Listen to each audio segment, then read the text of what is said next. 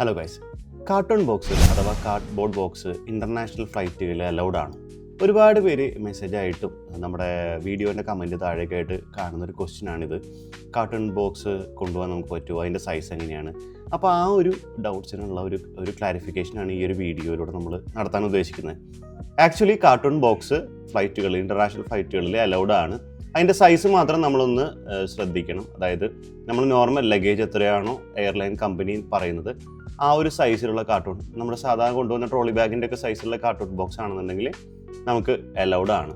ഇനി അതിലുള്ളൊരു ക്ലാരിറ്റി കുറച്ചുകൂടി വേണ്ടത് ഇത് റാപ്പ് ചെയ്യണോ വേണ്ടയോ എന്നുള്ളതാണ്. റാപ്പ് ചെയ്യാത്ത കാർട്ടൂൺ ബോക്സുകൾ ഫ്ലൈറ്റിൽ എടുക്കില്ല എന്നുള്ള വ്യാജ പ്രചരണങ്ങൾ ഒരുപാട് ഇൻ്റർനെറ്റിലും അല്ലാതെയൊക്കെ നടക്കുന്നുണ്ട്. അങ്ങനെയൊന്നുമില്ല. ഫ്ലൈറ്റിൽ കയറുമ്പോൾ തന്നെ കുറേ ഏജൻറ്റുമാർ റാപ്പ് ചെയ്യണം, അല്ലെങ്കിൽ പൊട്ടിപ്പോവും, അല്ലെങ്കിൽ പ്രശ്നമാക്കും, ഫ്ലൈറ്റിൽ റിജക്റ്റ് ചെയ്യും, അങ്ങനെയൊക്കെ പറയുന്നുണ്ട്. അങ്ങനെയൊന്നുമില്ല.